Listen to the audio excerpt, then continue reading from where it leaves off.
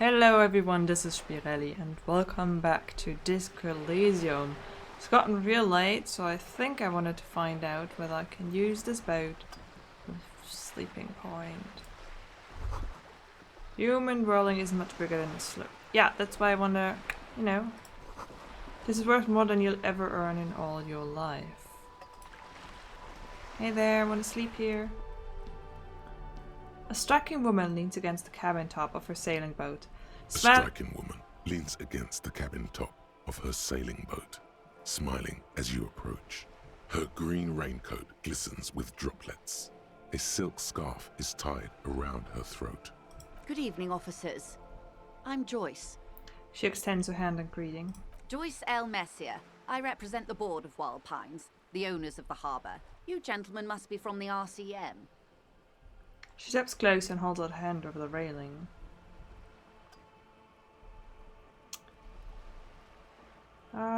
Shake her hand. I'm glad to see you here. Her grip is tight and cold. Like steel. There is strength there. If she wanted, she could sink her nails deep into your skin. I was dispatched to handle a strike, not a lynching. Anything I can do to assist the RCM in this matter, I will, gladly. That is good to hear, madame. My colleague will take the lead on this interview. I should let you know that he is recovering from an unusual medical episode. Very unusual. But I can assure you of his ultimate competency. He's trying to signal something. He wants you to play up your condition. Oh. It happens quicker than a shooting star. But did the lieutenant just wink at you? How interesting. I wish you a swift recovery. In the meanwhile, you have my full cooperation, and the full cooperation of the Alpines group. Okay, so you're on a boat. Why, yes I am. She looks at the deck and under her feet. Green and white sails flutter overhead. Not a lot of people on boats, are there? Of course there are. We're on an archipelago. How else are you supposed to get around? Wait, we are on an archipelago? Yes, we are. We are on Le Caillou. Technically, the neighboring Ozone and Fas a la Mer island groups are archipelagos, while La Caillou, by contrast, is a single fertile landmass, the fourth largest island in the world. It is not an archipelago. Wait, I thought Le Caillou was one big island. Okay, if you want to get technical. The point is, we're all on islands here, and sail is still the most expedient way to get from one island to another, especially when you're in a hurry to resolve a strike. Still, I haven't seen anyone else sail a boat around here. I haven't seen anyone else drive a souped-up Capri Canema motor carriage either. Actually, that motor carriage has been specially issued to serve as a patrol and pursuit vehicle. It's for crossing long distances in the greater Ravachol industrial harbor. It's not a toy. Neither is this. A toy, I mean. It's a machine for crossing long distances in the Bay of Revachol, between the city and the islands. You need to make this lady admit she's only riding around on this boat because she's rich. Yeah, I do. Before you do, it would be pertinent to ask other questions. Gather more info on this boat of hers. Okay. It's my sole purpose in life now, is to make her admit that she's only riding this because she's rich. Does she have a name? The boat? No. It is called Cordelati 19 because that's the type of sloop it is. Okay, but what kind of boat is it? It's a pleasure craft, a 19 pacer. It also happens to be rated for Category 1 racing. Though these days I mainly use it for business. How do you like it? My sloop? I like it a lot. It's the eel's hips, baby. I'm enjoying this part of the interview. It has so little to do with the murder we're investigating. I'm getting there, Kim. I'm getting there. But first, I have to make her, admit that she's only on this because she's rich. Do you have a license for this boat? Officer, I assure you I'm a highly qualified pleasure craft operator. The crowns of her teeth are porcelain, white as the boat's hull as she smiles. Her nonchalance might be related to something called the Wayfarer Act, a A law that says she doesn't need a license. Sly fox, you're not aggressive enough to harass her further on this. Okay, so let's go in for the kill. Let's talk about the economics of this boat you're on. Oh my, the E word. You mean to say that it's a symbol of conspicuous consumption? That I'm a member of the ruling class? Yes, exactly. Detective, may I remind you that Mrs. Messier is a professional negotiator. He doesn't look like he thinks you'll best her in single combat. Well, fair enough. Then what does that say? Does it say docking reserved for residents of Rue de Saint-Ghislain, 33A? 33A? This old proletarian haunt here? As I said, plenty of people drive boats, of all social strata. Okay, so let's try and fire back quick. It's a failure, but it healed me because I have this weird thought process. She takes a sip. It's gonna happen. Okay. Something is about to happen. Pointing to my head. In here. Of course. Nothing happens for quite a while. They will come from my head, the arguments. As they do. The thoughts happen inside his brain. The lieutenant explains. Wave your hand next to your head. It will help. It doesn't. Keep waving your hand, slowly. My. It's as if there's a tiny spinner on the side of his head and he's reeling thoughts out. Except he isn't. A thought is going to come out of my head and into my mouth, and I will say it. Of course. Keep doing it. Oh no. Lieutenant, I truly don't understand what is happening here. I told you his methods are unconventional. I swear to God I'm usually sharp. I don't know what happened. Why I'm not killing it. Your marbles on glass, dear. Don't worry. What were we talking about anyway? It was quite a while ago, but I think... Yes, we were discussing my fast, large, ineluctably middle-class boat. I think like half an hour has passed or something. I think I have handle on the boat thing. Good. Okay. So am I just going to interrogate her? Right, you seem rich. Can I have some money? Is what you want to say, but it isn't that easy, is it? What? Why not? Look at that lady. Take a gander. Squint your eyes, bub. What nice fabrics. Why, yes. Tucked away under that sturdy green raincoat, almost rustic in its simplicity, a silk shirt and matching scarf around her gentle throat, while dull orange pearls hang from her earlobes, red from the cold. Her light green eyes scan you, full of knowledge and worry, wealth and all its possibilities. These are the kind eyes of the rich man that seem to say everything is possible, within reason. Yeah, so? Now look at you, you misery-clad simian, barely able to tie your own laces. Your armpits are lakes. A scythe of booze precedes you. Your hair sticks to your forehead and your underwear feels uncomfortable. You're poor, poor as balls. You can't ask this person for money. You're too... I'm not ashamed. Oh, but you are. Too ashamed to ask this person for money. Too scared to belittle yourself in her eyes. Those half-precious stones of Eau de Nil. As I was saying, if there's any way I may be of assistance, please don't hesitate to ask. Okay. So now it's a check. I wonder what I'm doing here, because like time will pass on and I have nowhere to sleep. Is there a place to find to sleep? And what will Kim do? Is he just following me around? Because I assume that Kim has money. Tell me about Alpines. What do you do? What we do? I'm afraid I don't speak for Alpines as a whole. It's a giant undertaking. There was a touch of discomfort there. She wants to merely represent. So what do they do? The Pines' core competency is logistics. container shipping, freight, that sort of thing. See those airships there, blinking? Those are the shipping side of things, and that is the terminal. Another subdivision deals with energy, oil and gas exploration, offshore platforms. The Wild Pines Group is one of the original Revacholian Indo-tribes, companies awarded royal monopolies by the king, the suzerain himself, centuries ago. The king is long gone, but several of the Indo-tribes remain.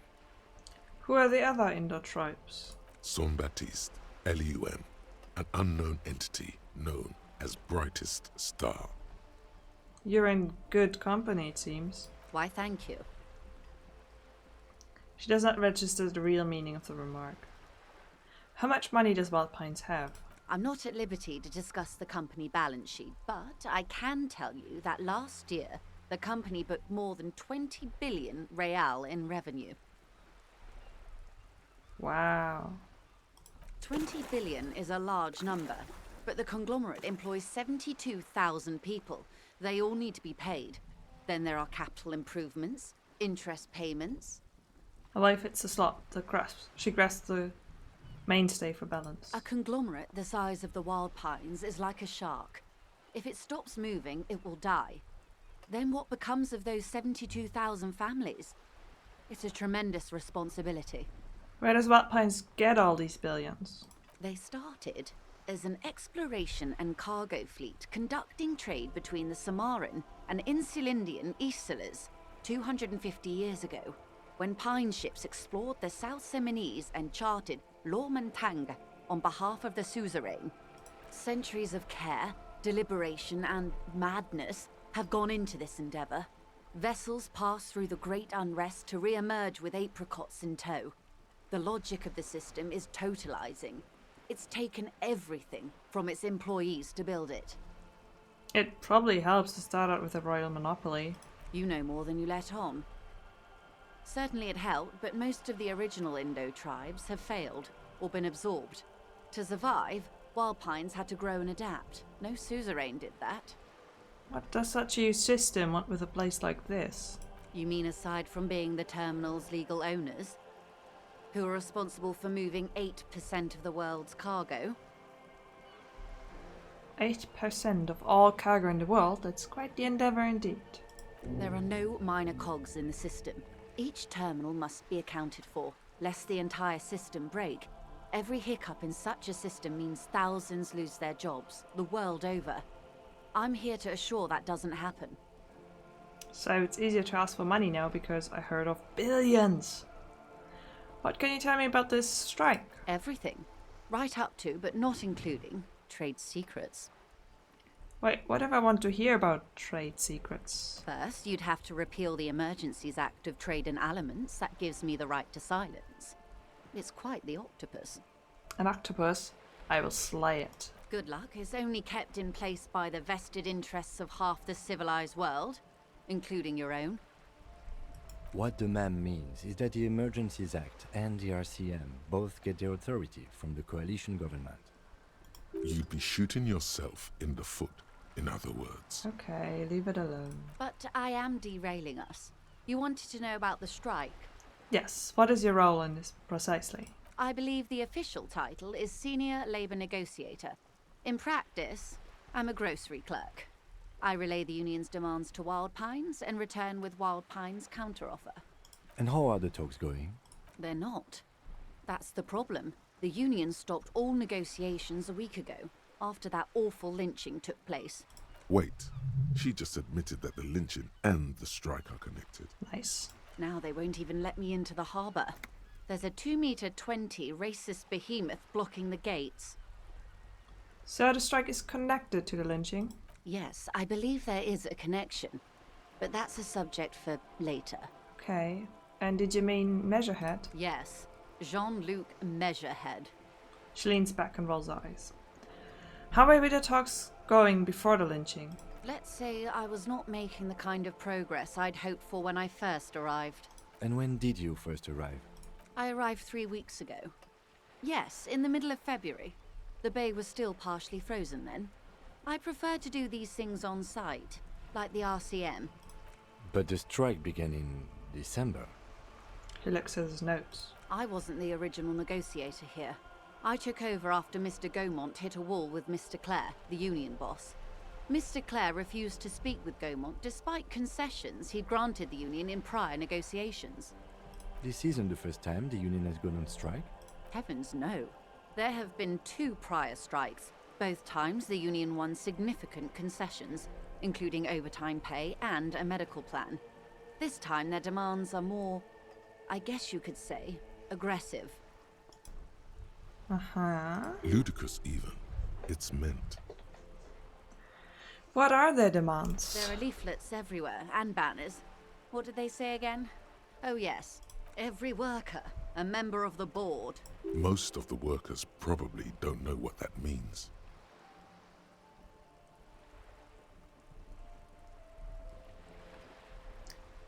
I like it. Then you might also like their other slogan. Demand democracy. Oh yeah, that's a good one. Personally, I don't think it has the same pizzazzo as every worker, a member of the board. What exactly do they mean by it though? What's the demand? It's quite simple, you see. Every time the Wild Pines group makes a decision about what? About anything really, it needs the signature of each of the 2,200 workers in its Martinez terminal. Just so you understand, this is but one of 22 terminals owned by Wild Pines. Essentially, not only are they kings of the company, they are also kings of the 72,000 employees of Wild Pines Group. An opening gambit, surely. The king is dead. Long live the workers. That may well be. It's not up to me to decide who is king, but as negotiations go, it's not a swell start.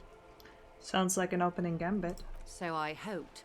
But this type of opening is usually followed by a more reasonable offer. I've yet to hear one. Just the same nonsensical slogan repeated over and over again. And now, people are getting lynched, I hear. Behind the whirling in rags. A disastrous situation if there ever was one. Excuse me, from whom did you hear about this lynching? I first heard it from the bowyer at the gates. The one whose very name advertises his aversion to work. I think he said it was, "Call me mañana." This checks out. What happened to this Gaumont? Mr. Clare told him to... How did he put it? She pauses to compose herself. Fuck off, midget. Gaumont is short of stature, you see. Not cool. Keep in mind, this is a negotiator Mr. Clare has worked with before, and who was more than fair with him and the union. The scabs at the gate, did you put them there? The scabs? You mean the huddled masses of Jamrock, come to plead for work where the union refuses to? Don't let her answer it herself.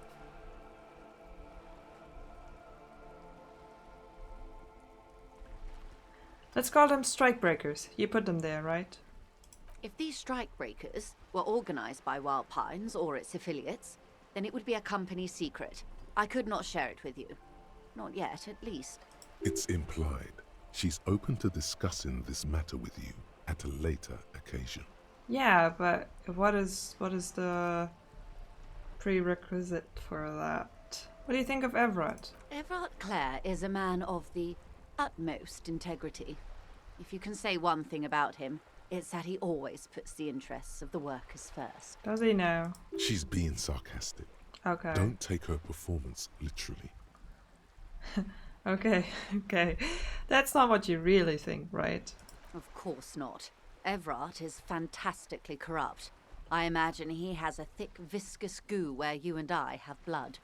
If you were to prick it with something sharp, you could see it oozing out. A knife, maybe?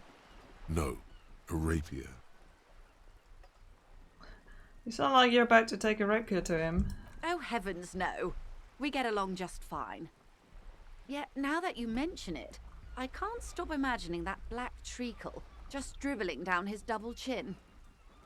That's Everett, alright. He is the most corrupt individual I have ever seen, and I deal with men like him for a living. If there is anyone more venal, more irredeemably nepotistic, then it's his twin brother, Edgar. I remember hearing something about this Edgar. Have you seen him? No. Wait, no. Edgar looks exactly like his brother, except for that lazy eye. He also talks exactly like Everard does, and when one's term as foreman is up, the other takes over. It's how they circumvent the term limits, you see, with a funny little switcheroo. While in office, they've embezzled God knows how much of their workers' dues. What about the union itself outside the Brothers Clear? The Débardeurs Union was once a perfectly normal institution. 20 years ago, anyway. It must not have been easy to establish under the Emergency Act, but they did it. I can respect that. Organised labour at its best, as they say. Then something happened in the local chapter elections. The Brothers Clare came and transformed it into a... how do you say? She hesitates, looking for the right expression. A mob. The Débardeurs are a crime syndicate. Sad as it may be, we are forced to cooperate with them. Refreshingly honest, officer. The company has tried appeasing in the past, but I'm afraid our concessions have only emboldened Everard and his brother. She turns to you. And your opinion, detective, if I may ask? I'm a curious and talkative person, you see. Would you say the Débardeurs Union is...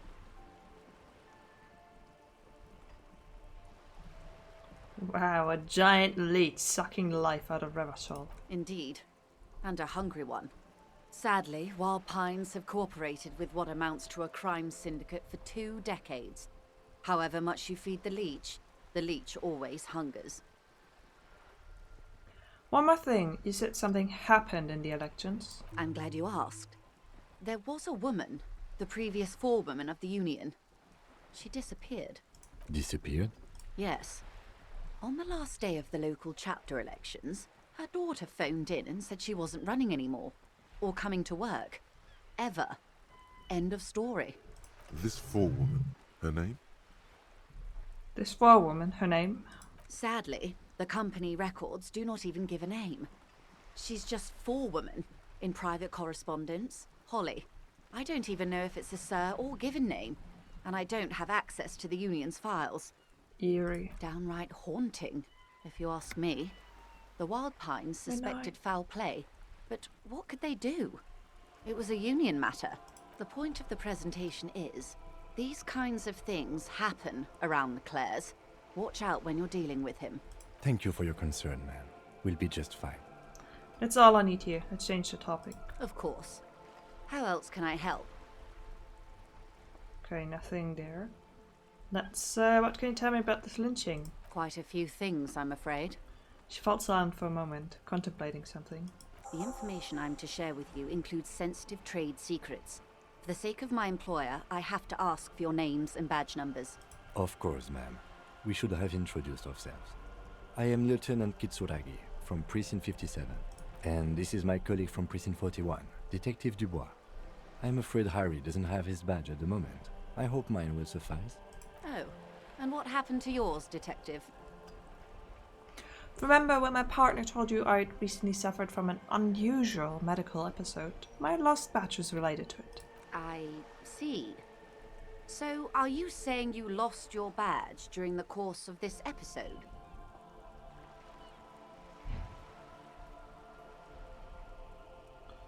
I could have eaten it for all I know. I don't remember anything. This world, the city, nothing. I think I'm going for this because Kim wanted me to lean heavy on that, so heavy I go. Oh dear. I suppose this does explain some of the more curious turns in our conversation. She must have been suspecting something for a while now. As I said, ma'am, his technique may be very unconventional, but he is an officer of the RCM. Of course, I sympathize, but I'm afraid I simply can't share anything more until I've seen that badge. She's a professional negotiator. She should be open to some sort of mutually beneficial arrangement. I'm not good at this. It cannot be retried, but this, I guess, is my one chance. And I have medical things to fill it up. Okay. How do I negotiate my way out of this? Feelings will guide the way. But madam, I need to know about the lynching. It's very important to me. It's the case I'm solving. I assure you, it is no small matter for me either. We all share the responsibility for disarming this situation. I hope you have a badge for me as soon as possible. You have so much else. I have only this. This is the entirety of my existence. She's silent. The wind flaps the sail above her. This boat, for example, and a home somewhere. I only have this case. Officer. The carbon fiber hull creaks. I don't remember anything except this lynching. There's only this coast and this lynching. You know, I don't mean to sound cold, but if you want something, you have to give something back. More than just guilt. You're doing it. Despite your own best efforts, you're still getting in. Somehow. I'll be frank with you. If I'm going to break protocol, I need to be able to justify it to my superiors. They're going to want to see something tangible. Like what? The Union is conducting drug trade out of the harbour. It's an open secret in Martinez. Surely it must not come as a complete surprise to the RCM either. Perhaps it's time to look into it. Or you can find your badge, which honestly seems like a lost cause. Detective, a word in private before we continue. Excuse us for a moment, madam. Okay. Let me just say for a moment, because I used up both my moral health. And I don't want to die because of that. I really need to. What is this? Keep your morale up, right? Morale. Volition notices you to be a good guy, to others and to yourself. It enables you to resist temptation, to be it in a bottle, between a pair of legs, or at the end of an iron barrel which promises oblivion. Volition gives you the will to finish the investigation, improving your morale, one of the 2 health pools in K. Okay, so I need that. Not there yet.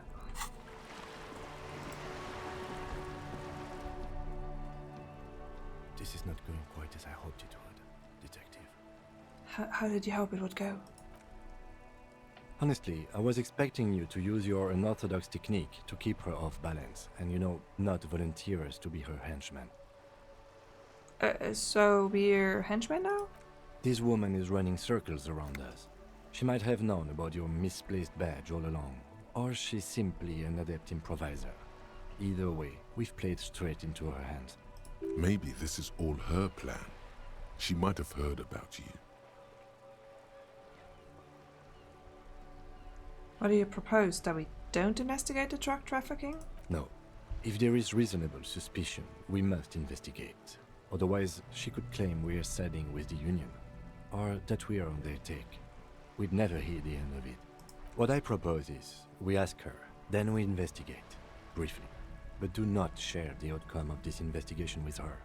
We tell her it's done and demand for her information on the lynching. We could just, find my badge. Oh, that would be fantastic, but do we have the time? The world is large and your badge is 8 by 6 centimeters. The situation might have changed drastically by the time you locate it. Time is of the essence.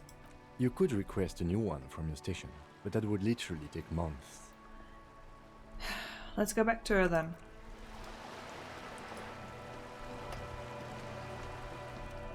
You're back. Good. What can I help you with at this late hour? It's night. Don't you ever sleep? Matter of fact, I don't.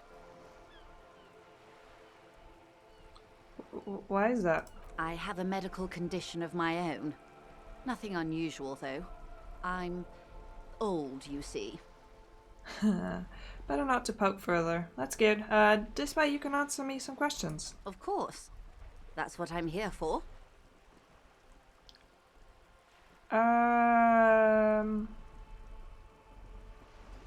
Tell me about this alleged drug trafficking. It's quite straightforward. Someone is using Terminal B to smuggle raw ingredients from the Samar and Isola into Revachol with the Union's blessing. Alpines has suspected it for years. Ingredients for what, ma'am? Meth and dextroamphetamine, GBL, and various synthetic psychedelics. Honestly, it might be quicker to say what you can't make from the stuff. Let me get this straight. The materials come from Samara to Revachol through the terminal. Yes. After they clear the terminal, we lose track. The actual production is taking place at various sites in and around Jamrock Quarter, north of here. Alpines seems to be well apprised of the local drug trade, man. Do you mean to say the Union also produces the product? Sells drugs, I mean? We're in logistics. It's our business to know. And no. As far as the company knows, the Union does not produce it. They transport the ingredients for a cut. And you want us to investigate? Yes, but you won't get anything out of Evrat and the Dock Workers Union. Still, every chain has its weak link. The handoff. The motor lorries at the roundabout. The lorries. Precisely. Someone needs to move the ingredients from the harbour into the city. Once they reach Jamrock, they're distributed to a network of local manufacturers well beyond our grasp. But in transit, they're vulnerable. How convenient that they're stranded like beached whales at that roundabout. Perhaps you've noticed that a number of lorries are tangled in a traffic jam at the roundabout just now. Interview the drivers who are still hanging about. One of them might be waiting for a crucial shipment. She gives you a knowing look. Her irises are light green, like the river Esperance in bright daylight. I'll be explicit. If you find this driver, I will share company secrets with you. Uncovering Union secrets could also give you an upper hand when dealing with them. It's no coincidence the lorries are stranded there like that, is it? No. We asked East Motor Track to raise the drawbridge. The road company is a partner of one of our subsidiaries. However, She pauses, looking to the sea. this is a limited time opportunity. Once the complaint has been processed by the Trade Committee, they'll have no choice but to lower the drawbridge, and the operation will continue. She looks north. Thousands of litres of raw ingredients will pour onto the streets of Revachol. Not the east across the river, but the west. The vulnerable, the weary. Well, at least this solves one mystery. What is that, Lieutenant? Why I had to call East Motor Track and beg them to open a drawbridge for me. I'd wondered since I first drove in, on my motor carriage. I am sorry for the inconvenience, Lieutenant Kisaragi, but we need them trapped here. This is a unique opportunity. I'm sure you understand. Why didn't you come to the RCM earlier? We did. On more than one occasion.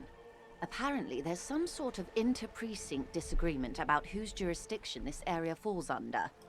We know the company has launched its own probe into the Union's alleged involvement. We also know it's come up empty. It's not just the RCM. No one's been able to find any hard evidence.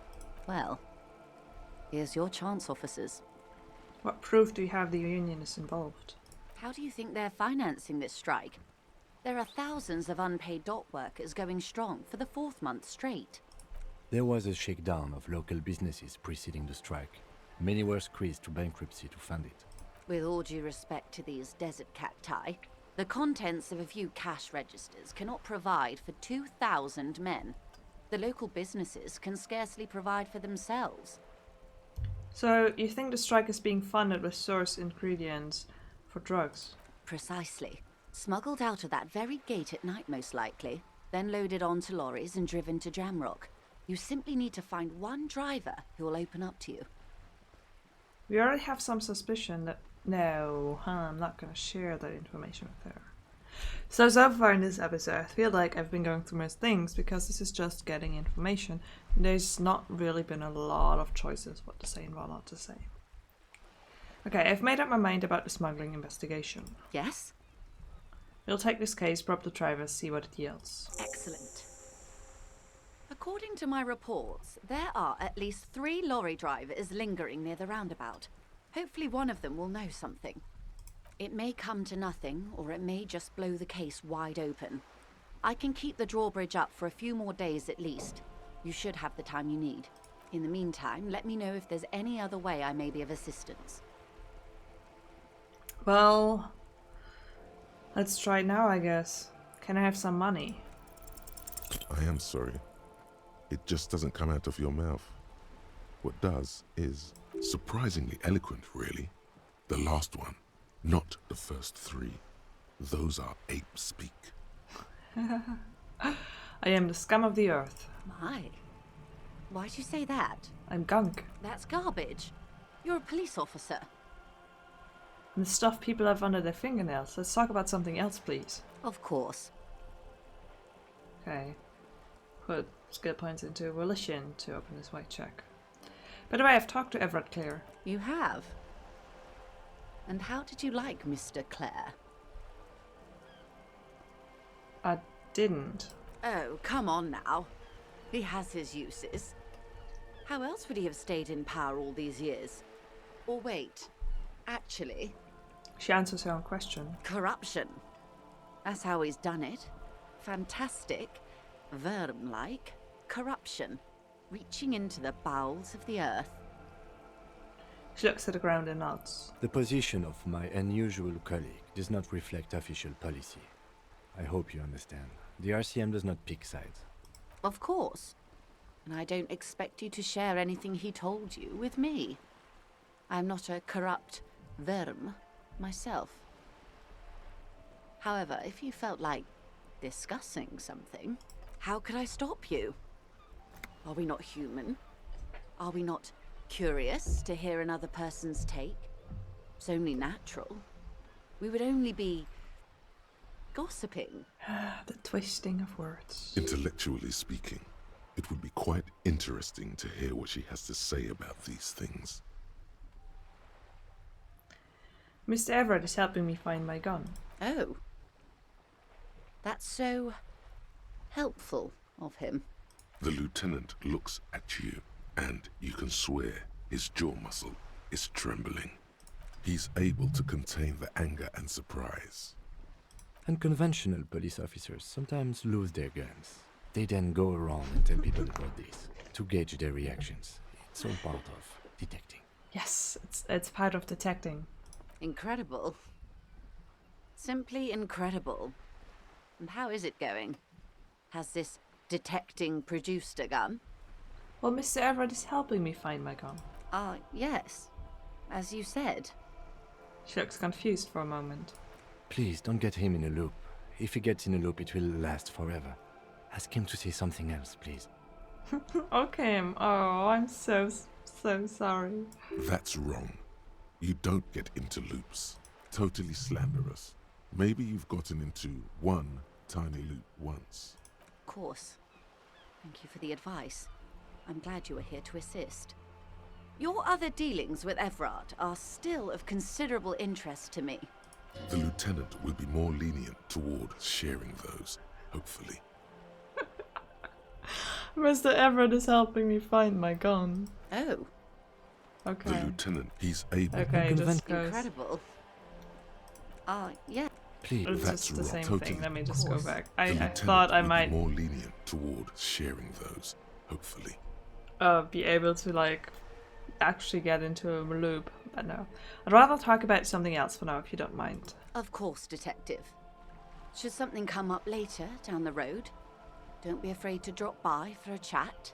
Until then, is there anything I can help you with? No, that's all for now. Of course, Detective. Take care. Wow.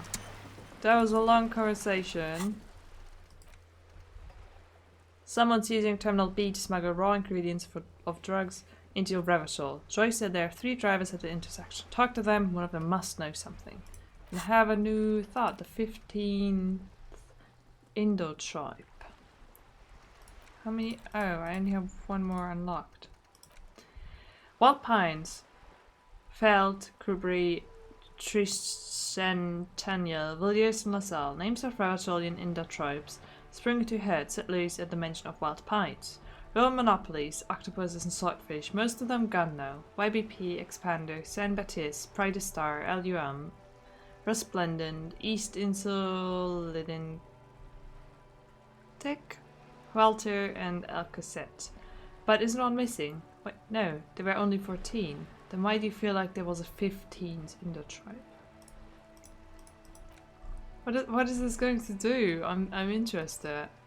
I don't understand what it's about, and it doesn't have a temporary effect. I'm just gonna go for it. Okay. Anyway, like, time has gone on. I've not yet found a way to sleep anywhere. Maybe in here? A sturdy metal door guards the southwest entrance to the apartment building. It's locked. Locked. The door rattles against your knuckles, but there's no response. Just afraid of... Hey! Up here, Piggo! Afraid of hurting myself by knocking a door. There's a girl up there. Did she spill the paint? Nobody's sleeping. Yes? I think you should know that I can't remember anything. No response. He just arches his brow. He's having trouble processing it, believing it even. I don't remember anything. There was drinking involved. Have you tried concentrating on something other than your personal affairs?